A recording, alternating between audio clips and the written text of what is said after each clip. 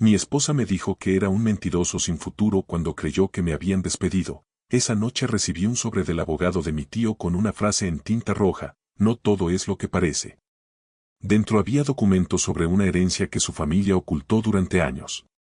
Cuando descubrí la verdad, entendí por qué todos querían que yo callara. No pude dormir esa noche. No por el insulto en sí, ya me había acostumbrado a que Clara encontrara nuevas formas de hacerme sentir pequeño, sino por el modo en que lo dijo. Sin temblor, sin compasión, sin pausa, eres un mentiroso sin futuro.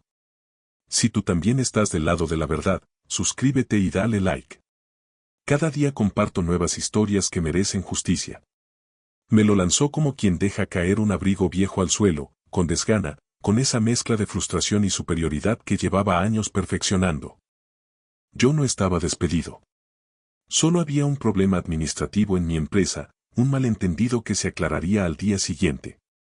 Pero ella no esperó explicación. Asumió lo peor. Asumió lo de siempre sobre mí.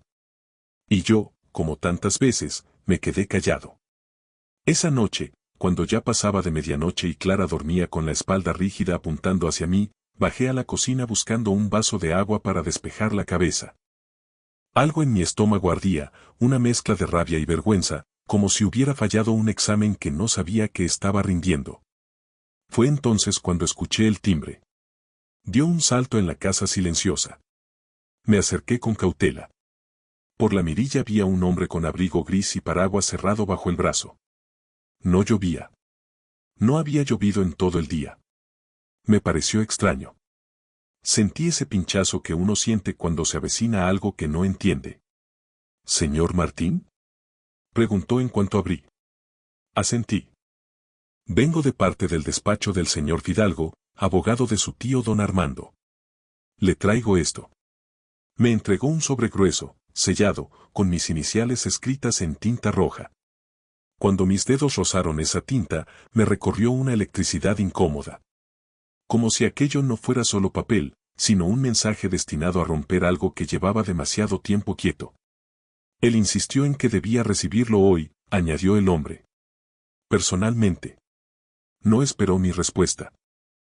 Se marchó sin despedirse, como si simplemente hubiese completado una tarea que le aliviaba quitarse de encima. Me quedé allí, inmóvil, con el sobre en la mano. Era pesado. Demasiado para ser solo una carta. Subí de nuevo las escaleras intentando no hacer ruido. En la cocina encendí la luz amarilla del mesón y, por un segundo, dudé. Algo en ese sobre me daba miedo. No miedo físico. Miedo de saber. Lo abrí con la punta del cuchillo más pequeño. Adentro había una carta escrita a mano con la misma tinta roja que el exterior. Decía solo una frase. No todo es lo que parece. Debajo, decenas de documentos, actas notariales, extractos bancarios, copias de escrituras. Todos con nombres que conocía demasiado bien. Nombres que dolían. El apellido de mi madre. El apellido de mis tíos. El mío. Y, en varios de ellos, un detalle escalofriante, fechas que coincidían con momentos difíciles de mi infancia, temporadas en las que mi madre lloraba en silencio creyendo que yo no la escuchaba. A continuación, un recibo de un depósito grande, enorme, hecho a una cuenta que yo no sabía que existía. La cuenta estaba a mi nombre. Mi corazón marcó un latido violento. No entendí nada. Busqué la carta completa, la que debía explicar qué demonios era todo eso. La encontré al fondo del sobre, doblada en 3. La abrí. Era de mi tío Armando. Tenía la letra firme, pulcra, la que usaba para firmar contratos cuando aún trabajaba en la empresa familiar, antes de que se fuera sin despedirse de nadie. Muchos en la familia decían que se había vuelto loco. Otros que se había hecho insoportable. Y algunos, los más crueles, que se había ido por vergüenza. La carta empezaba así. Sobrino, si estás leyendo esto, es porque ya sospechas que todo lo que te han contado sobre nuestra familia es solo la parte que convenía que supieras. Te deben más de lo que imaginas. Mucho más. Y llevan años ocultándolo. Tragué saliva. Me temblaban las manos. Seguía. Guardaron tu herencia porque sabían que, cuando crecieras, no podrías ser controlado. Tu padre lo permitiría. Tu madre no. Por eso hicieron lo que hicieron. Tuve que apoyar la carta sobre la mesa. Sentí un mareo, una mezcla de incredulidad y rabia acumulada que llevaba demasiado tiempo buscando salida. He pedido a mi abogado que te entregue los documentos el día que necesites la verdad. Ese día es hoy. Y debes saber algo más, no estás desempleado. Pero ellos sí querían que lo estuvieras. Sentí una punzada en el pecho. ¿Qué sabía él de mi día? ¿Cómo podía saber que Clara me había llamado mentiroso esa noche? Cuando te enteres de quién movió los hilos para que tu vida se mantuviera siempre un paso detrás, entenderás por qué querían que nunca leyeras esto. Me llevé ambas manos a la cabeza. Sentí que el aire del apartamento se volvía más pesado, como si la verdad tuviera peso físico. Entonces leí la última línea. Si buscas justicia, empieza por la firma en la última hoja. Busqué. Mis dedos pasaban las hojas con desesperación. Hasta que llegué a un documento que no había visto, un contrato de cesión firmado por dos personas. Mi madre. Y mi tío Luis. Ambos renunciando, hace más de 20 años, a un patrimonio que debía ser mío. Mi garganta se cerró. No era una renuncia voluntaria. No lo parecía. Había tachones, correcciones, una firma de mi madre que claramente no coincidía con la suya en otros documentos. Un escalofrío me recorrió de arriba a abajo. Y, en ese instante, como si el mundo eligiera el momento preciso para hacerme sangrar, escuché pasos en las escaleras. Clara. ¿Qué haces despierto? Preguntó, con ese tono cargado de juicio. Quise esconder el sobre. No lo logré a tiempo. ¿Qué es eso? Preguntó, con los ojos entrecerrados. Algo dentro de mí se quebró. Una parte que llevaba años aguantando. Y fue justo ahí, en ese cruce entre la mentira que ella creía y la verdad que yo acababa de abrir, donde sentí un latido de algo nuevo. Algo que rozaba el valor. Fue allí cuando comprendí que ya no podía callar. Si esta historia te tocó en este primer golpe, suscríbete para no perderte lo que viene mañana. Me quedé mirándola en silencio, sosteniendo ese sobre que iba a cambiar todo lo que creía saber sobre mi vida. Y, por primera vez en años, no fui yo quien apartó la mirada. Me llamo Andrés Martín, tengo 37 años y, hasta esa noche, creía que mi vida era más o menos simple, sueldo justo, matrimonio cansado, una madre complicada y un apellido que no abría ninguna puerta. Lo que yo no sabía era que mi apellido llevaba décadas abriendo puertas, solo que nunca para mí. Trabajo como analista contable en una empresa mediana de suministros industriales, Altorres S.A. No es el trabajo de mis sueños, pero paga las facturas. Desde hace 7 años llevo las mismas carpetas grises, los mismos Excels infinitos y las mismas auditorías internas que siempre se cierran sin incidencia relevante. Soy el tipo al que llaman cuando algo no cuadra, pero al que casi nunca escuchan cuando advierte que algo puede salir mal. Clara, mi esposa, tiene 35. Es coordinadora comercial en una inmobiliaria. Lo repite como si dijera directora general de algo importante. Trabaja muchas horas, viste impecable y tiene un talento especial para detectar en qué momento exacto debe recordarme mis fracasos. Cuando nos conocimos, hace 11 años, no era así. Entonces yo era el chico responsable, el que cuidaba de su madre enferma y aún así sacaba buenas notas, ella, la que me entendía. Con los años, ese relato se transformó, yo me quedé siendo el que carga con todo, y ella, la que se cansa de verlo cargar. Mi madre, Elena, fue siempre el centro de mi pequeña constelación. Viuda desde que yo tenía 8 años, al menos esa fue la versión oficial, trabajó limpiando casas, cuidando ancianos y planchando ropa ajena para pagar un alquiler pequeño en un piso antiguo. De mi padre se hablaba poco. Se fue, era débil, no supo ser padre. Frases sueltas, nunca una historia completa. Cuando preguntaba algo más específico, su mirada se nublaba y cambiaba de tema. En cada reunión familiar, la figura fuerte no era ella, sino su hermano mayor, mi tío Luis. Él era el que consiguió algo en la vida. Propietario junto con otros socios de una empresa de distribución, dueño de un Mercedes que estacionaba siempre en doble fila, marido de una mujer que hablaba en diminutivos y gastaba en aumentativos. De niño, yo lo veía como una mezcla de héroe y amenaza, era quien llegaba con regalos grandes en Navidad, pero también quien levantaba la voz cuando mi madre decía algo que no le gustaba. Elena, deja de dramatizar, decía mientras se servía más vino. La vida es para los que se mueven. No para los que se quedan llorando. Cuando yo quería estudiar algo más que un ciclo básico, fue él quien ayudó. Eso me repitieron una y otra vez. Si no fuera por tu tío, no habrías pisado la universidad, me decía mi madre con una mezcla de gratitud y miedo. Él fue quien firmó como aval en mi primer préstamo estudiantil, quien habló con un conocido para colocarme en mi primer trabajo de prácticas. Yo se lo agradecí genuinamente. Nadie me dijo que cada favor tenía letra pequeña. Mi tío Armando era todo lo contrario. Hermano menor de mi madre y de Luis, el raro de la familia. Abogado mercantil, siempre con libros bajo el brazo. Nunca se casó, no tuvo hijos, no iba a todas las comidas. Lo describían como alguien que se creía mejor que los demás porque corregía a Luis cuando éste presumía de sus negocios sin declarar. Yo lo recuerdo sentado en un rincón, con la copa de vino a medio terminar, mirando las discusiones como quien ve una obra de teatro que ya ha visto antes. Cuando tenía 14 años, un día desapareció de las reuniones. Mi madre dijo que se había ido al norte por trabajo. Luis se limitó a mascullar que uno menos que moleste. Con el tiempo, dejé de preguntarme por él. Nos acostumbramos a su ausencia, como uno se acostumbra a la humedad en las paredes. El problema es que la humedad nunca se va sola. Solo se oculta hasta que un día el techo cede. En mi matrimonio, la humedad se llamaba dinero. Clara venía de una familia algo mejor situada, su madre era de esas personas que hacen inventario de lo que cada uno tiene y gana en cuanto los presentan. Al principio me toleraba porque yo era el chico formal, con trabajo estable. Con los años, ese mismo trabajo dejó de parecerle suficiente.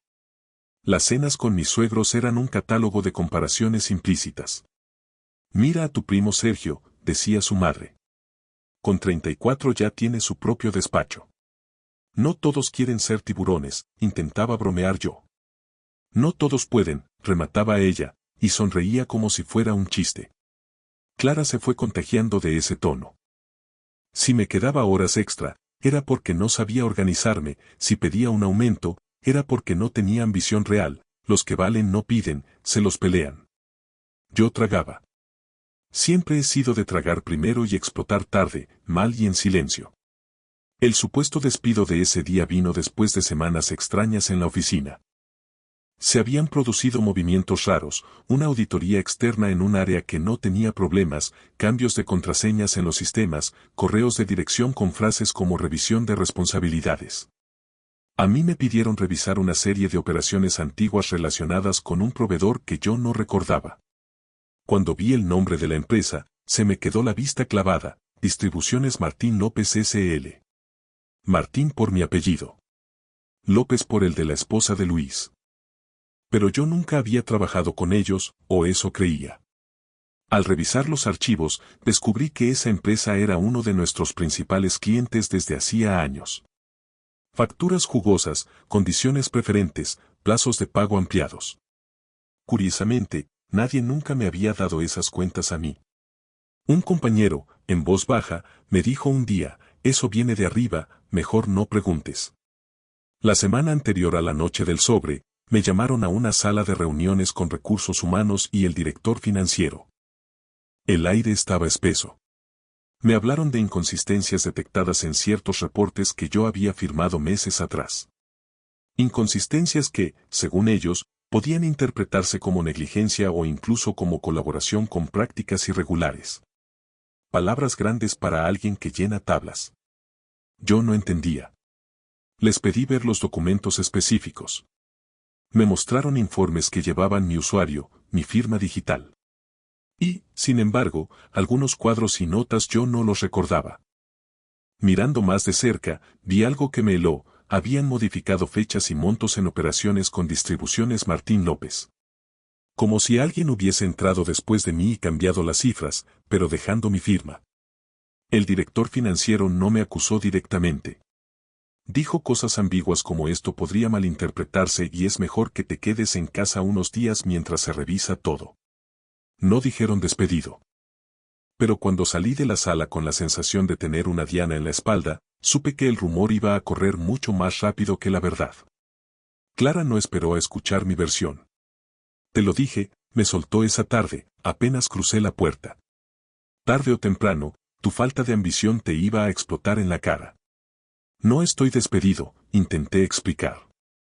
Es una revisión interna, nada más. Hay algo raro con, eres un mentiroso sin futuro, Andrés, me cortó. Siempre minimizando todo. Nunca es tu culpa, ¿no? Ni cuando casi nos embargan por pagar tarde, ni cuando no te dieron el ascenso, ni ahora. Yo quería contarle lo de la empresa de mi tío Luis. Lo de las cifras manipuladas. Quería decirle que, por primera vez, sentía que no era solo torpeza mía, sino algo mucho más grande. Pero cuando vi la forma en que me miraba, como si ya hubiese dictado sentencia, me callé. Llevaba años entrenado para callar, con mi madre para no despertar sus miedos, con Luis para no agrandar sus gritos, con Clara para no encender discusiones interminables. Ahora resultaba que ese silencio había sido precisamente lo que otros necesitaban para moverme como una pieza más en su tablero. Y entonces llegó el sobre. Los documentos del abogado de mi tío Armando no solo hablaban de una herencia. Hablaban de una parte de la empresa de distribución que, legalmente, había sido mía desde los 16 años, por decisión de mis abuelos. Hablaban de acciones cedidas temporalmente a mi tío Luis para su administración, a cambio de un supuesto préstamo que nunca se hizo. Hablaban de un patrimonio que mi madre renunció a reclamar a cambio de que yo tuviera un futuro seguro. Solo que ese futuro seguro había consistido en convertirme en el empleado dócil de una empresa que, sin yo saberlo, dependía en parte del negocio que me estaban robando. Y ahora, cuando algo se estaba moviendo en la contabilidad, parecía que la mejor solución para todos era que yo me convirtiera en el culpable perfecto. El problema ya no era solo el dinero. Era algo mucho más hondo. Para limpiar mi nombre en el trabajo iba a tener que destapar lo que mi familia llevaba años enterrando. Y, si lo hacía, no solo me enfrentaba a mi tío Luis, sino también a mi madre, que había firmado aquella renuncia, y que tal vez prefería vivir con la mentira que reconocer en que la habían obligado a participar. Entendí, con un nudo en la garganta, que el verdadero conflicto era este, o seguía siendo el hijo obediente y el marido sumiso que acepta el papel de mentiroso sin futuro, o empezaba a hablar y convertía a toda mi familia en parte del escándalo que estaba a punto de estallar. Y fue en ese punto exacto donde comprendí por qué mi tío Armando había escrito en rojo, no todo es lo que parece. Porque lo que venía después no iba a ser solo una herencia. Iba a ser una guerra. En el rango inferior, ligeramente más corta pero dentro del formato emocional y narrativo. La mañana siguiente al sobre amaneció extraña, como si el aire tuviera un grosor distinto. Me levanté antes que Clara, incapaz de quedarme quieto. Preparé café sin ruido, revisé de nuevo los documentos del sobre y sentí como cada página me iba empujando hacia un borde donde ya no había vuelta atrás. A las 8 en punto me llamó la oficina. Andrés, soy Teresa, de Recursos Humanos. ¿Puedes venir hoy a las 11? Es importante. La palabra importante tenía filo. Asentí aunque no me veía. Había dormido 3 horas, si eso contaba como dormir. Clara bajó a la cocina recién maquillada, con esa mirada afilada que solo me dedicaba cuando sentía que yo había fallado en algo. Olfateó el aire, como si pudiera detectar problemas igual que el olor a tostadas quemadas. ¿Y bien? Preguntó, sin saludar siquiera. ¿Vas a decirme qué decidieron? Tengo reunión a las 11, respondí, intentando sonar neutral. Voy a aclarar todo. ¿Aclarar? Repitió con una risa seca. Andrés, por favor. Esa gente no te va a aclarar nada. Van a decirte lo que es evidente. Te están soltando la mano. Quise decirle que no sabía la mitad, que había documentos, firmas adulteradas, una empresa familiar metida en operaciones dudosas, que quizá mi tío había tenido razón en desaparecer durante años. Pero sabía que no funcionaría. Clara nunca escuchaba lo que no encajaba en su narrativa. No pienso seguir con un hombre que vive escondiendo su mediocridad detrás de excusas, añadió, guardando su móvil en el bolso. No estoy escondiendo nada, dije, calmado, aunque por dentro hervía. Esta vez no. Clara abrió la boca para responder algo más, pero su teléfono vibró. Lo leyó y cambió de expresión. No era sorpresa, era incomodidad. Tengo reunión, dijo simplemente, girándose sin despedirse. Al cerrar la puerta, sentí la casa más grande y más vacía de lo normal. Me quedé de pie, mirando el sobre en la mesa como si fuera un artefacto peligroso. Y lo era. Llevaba dentro la verdad que podía cambiarme la vida o destruirla. A las 11 estaba sentado frente al director financiero, el mismo que había puesto esa expresión de falsa preocupación días atrás. Había una carpeta encima de la mesa, cerrada, con mi nombre impreso. Andrés, comenzó, vamos a ser muy claros. Hay irregularidades en 3 informes firmados por ti. Modificaciones posteriores, cifras que no coinciden con las del sistema original y movimientos que involucran a un proveedor con vínculos personales conocidos. No me sorprendió que no dijera el nombre, querían evitar cualquier cadena de responsabilidad que los tocara. Me incliné hacia adelante. Quiero acceso a los registros de auditoría, dije con calma. Las firmas digitales pueden duplicarse. Quiero ver quién entró en mi usuario y cuándo. El director entrecerró los ojos. Ese tipo de acceso no lo damos a empleados bajo investigación. Entonces pediré que se revise desde un organismo externo. Esto no es una negligencia mía.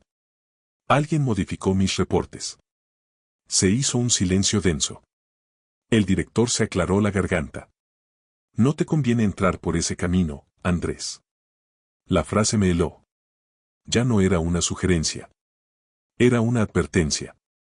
Ese proveedor, continuó, eligiendo cada palabra, tiene buena reputación y relaciones importantes. Levantar sospechas sin pruebas solo te perjudicaría a ti. Ahí lo entendí todo. Relaciones importantes. La empresa de mi tío Luis estaba protegida. Y yo era el fusible barato, el que podían quemar sin afectar al circuito. Respiré hondo. Tengo documentos que demuestran que esa empresa tiene vínculos con mi familia. Y tengo pruebas de que alguien ha usado mi firma. Mentí un poco ahí. No tenía pruebas completas, pero sí más de lo que ellos imaginaban. El director se puso rígido. Andrés, te recomiendo que tengas cuidado con lo que dices. Yo también se lo recomiendo a usted, respondí. Y ahí vi algo, miedo. Mínimo, contenido, pero real. La reunión terminó con un te avisaremos, que sabía a sentencia preparada. Salí del edificio con las manos temblando, pero no por miedo exactamente. Era una mezcla extraña de rabia y claridad. Por primera vez en años, no estaba tragando. Estaba hablando. Decidí que la siguiente pieza del rompecabezas era mi madre. Tenía que saber que había firmado, que la había obligado a renunciar a algo que, por derecho, debía ser mío. La encontré en su piso pequeño, doblando ropa con su calma habitual, como si el mundo nunca le hubiera pedido más de lo que podía dar. Mamá, necesito hablar, dije sin rodeos. Sobre la familia. Sobre Luis. Sobre Armando. Su rostro se tensó, apenas un segundo, pero suficiente. No quiero hablar de tu tío Armando, susurró, bajando la mirada. Deberías, dije, colocando el contrato sobre la mesa. Tú firmaste esto. Sus manos temblaron. Tomó el papel sin querer mirarlo. Eso era para protegerte, logró decir. ¿Protegerme de qué? Silencio. Un silencio que no venía del desconocimiento, sino del miedo. Luis dijo que, comenzó, pero se detuvo, como si la frase la traicionara. ¿Qué dijo, mamá? Ella tragó saliva. Sus ojos se humedecieron. Que si no firmaba, perderías tu beca. Que podía hablar con sus contactos. Que tú jamás te enterarías.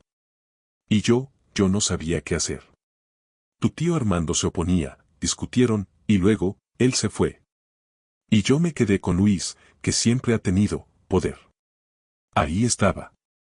La cadena entera. Manipulación, miedo, control.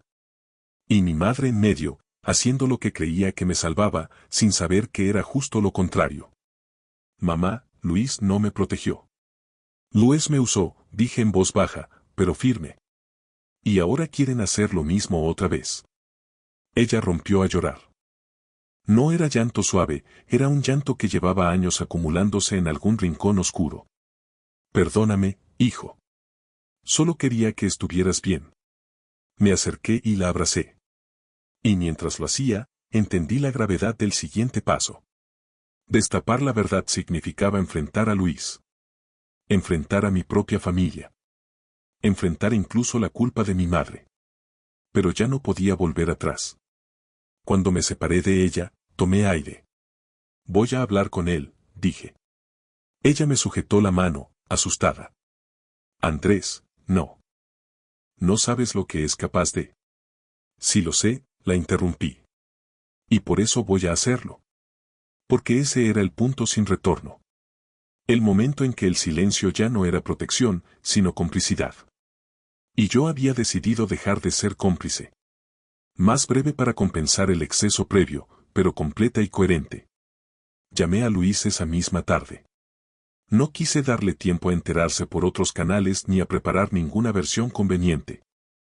Me contestó al segundo tono, como si hubiese estado esperando mi llamada desde hacía años. Sobrino, dijo con esa voz grave que siempre usaba cuando quería sonar paternal. ¿Todo bien? Tenemos que hablar, respondí. Hoy. Hubo una pausa mínima, imperceptible para quien no lo conociera. Para mí fue suficiente para confirmar que sabía exactamente de qué quería hablar. Perfecto, dijo al fin. Vente al almacén. Estoy revisando unas cosas. No era casualidad que eligiera ese lugar. El almacén de distribuciones Martín López siempre fue su territorio, la guarida donde se sentía intocable. Pero precisamente por eso necesitaba verlo allí, donde no pudiera esconderse detrás de discursos pulidos ni sonrisas en reuniones familiares. El almacén olía a cartón húmedo, aceite viejo y un tipo de silencio que no es silencio real, sino contención.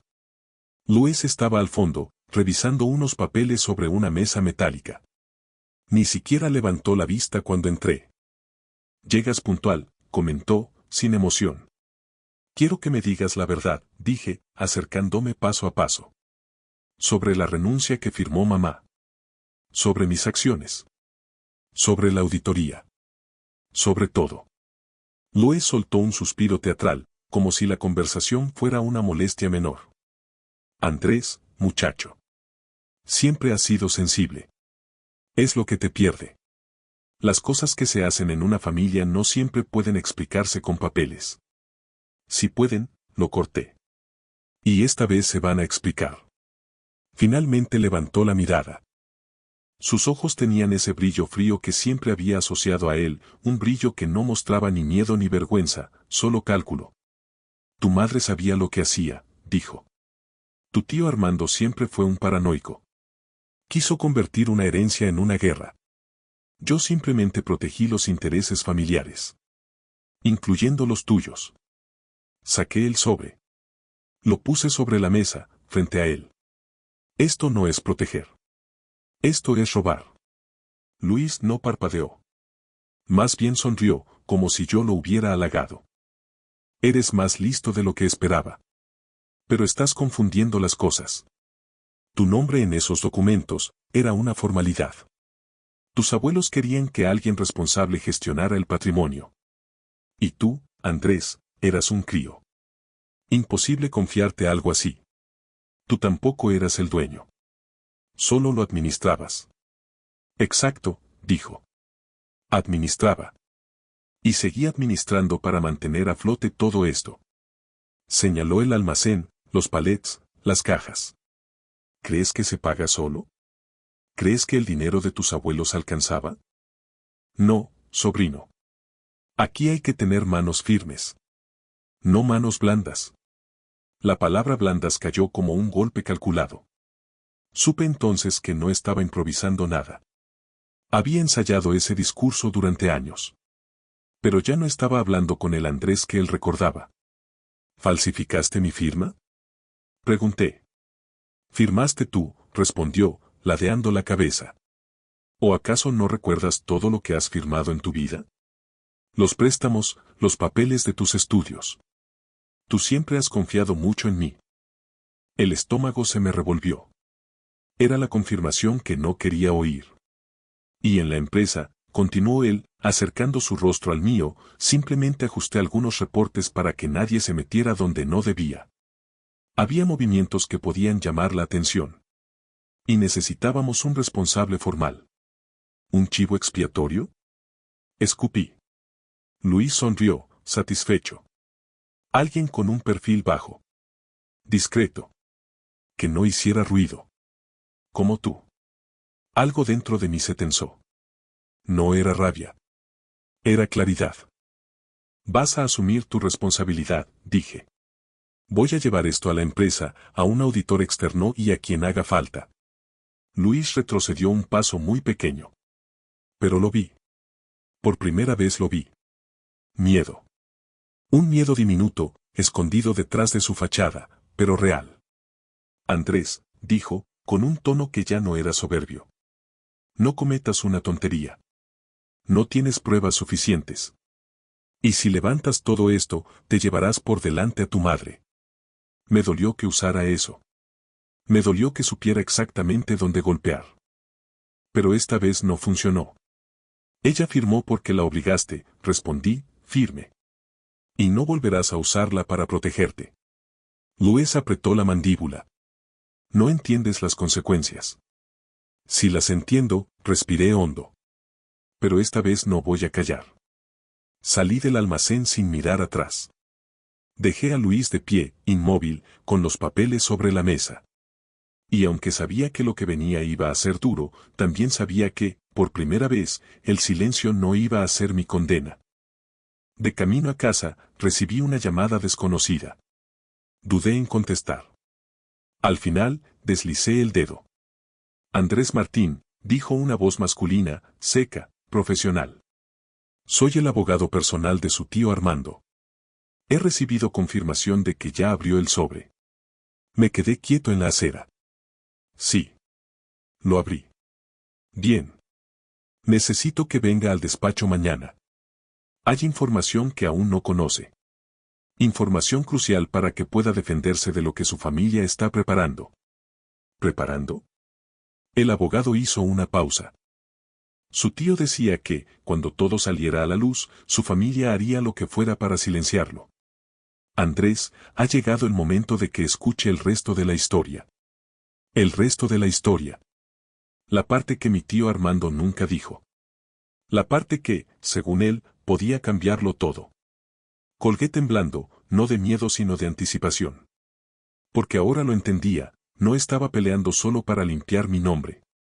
Estaba peleando para recuperar la vida que alguien había escrito por mí sin mi consentimiento.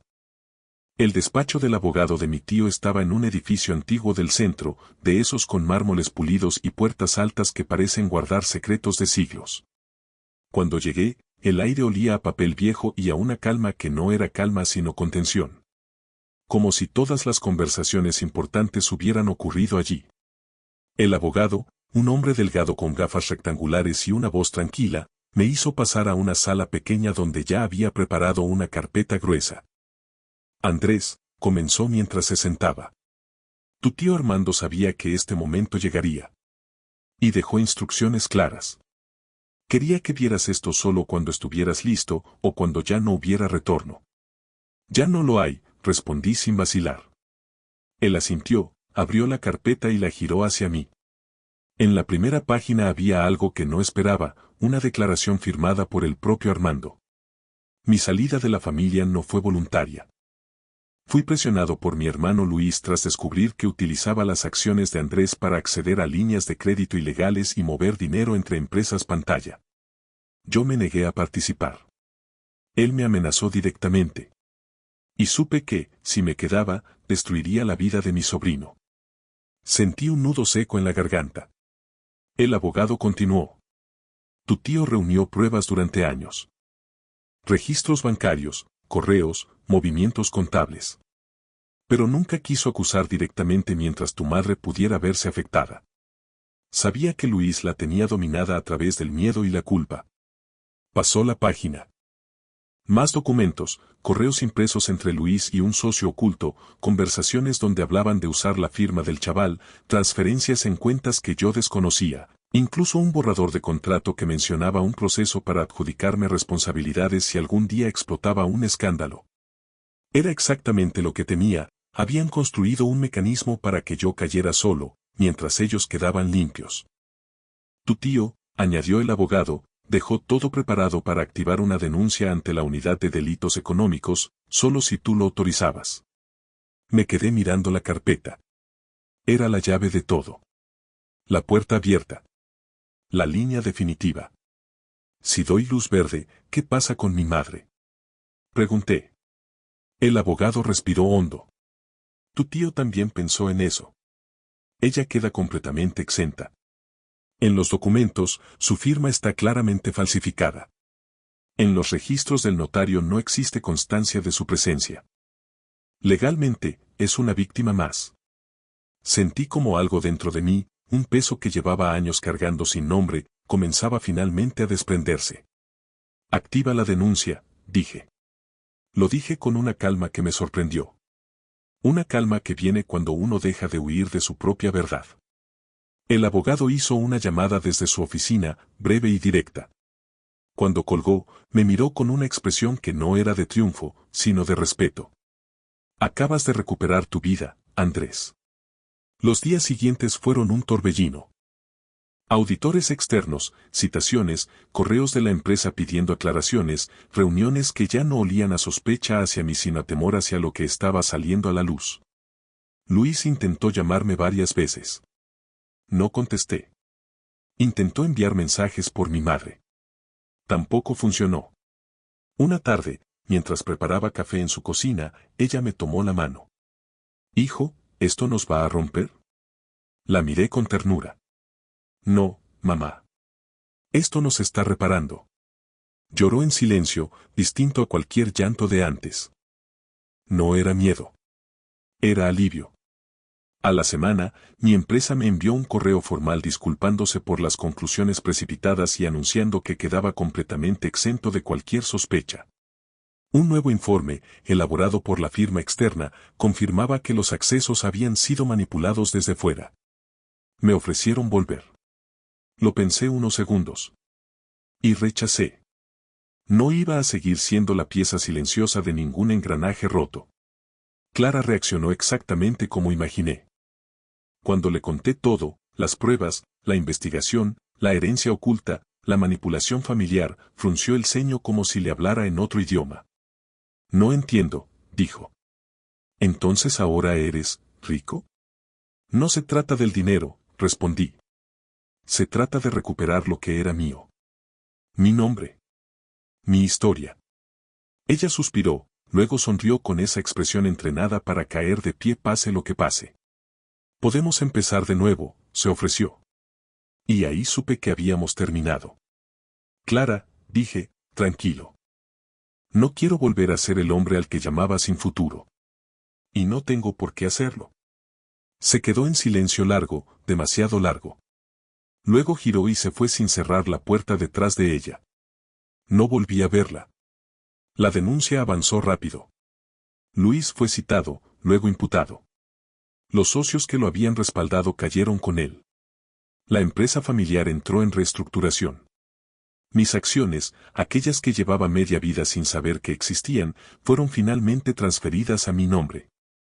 Y por primera vez, sentí que mi vida no era un borrador escrito por otros.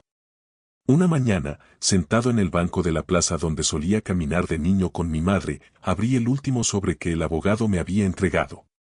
Dentro había una nota breve, escrita por mi tío Armando.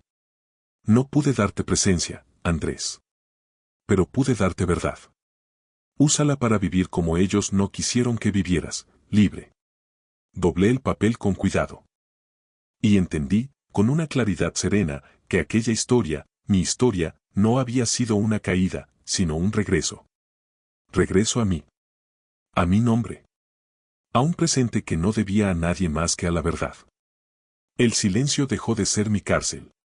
Ahora era mi paz. Suscríbete al canal para recibir cada día nuevas historias de Reddit antes que nadie.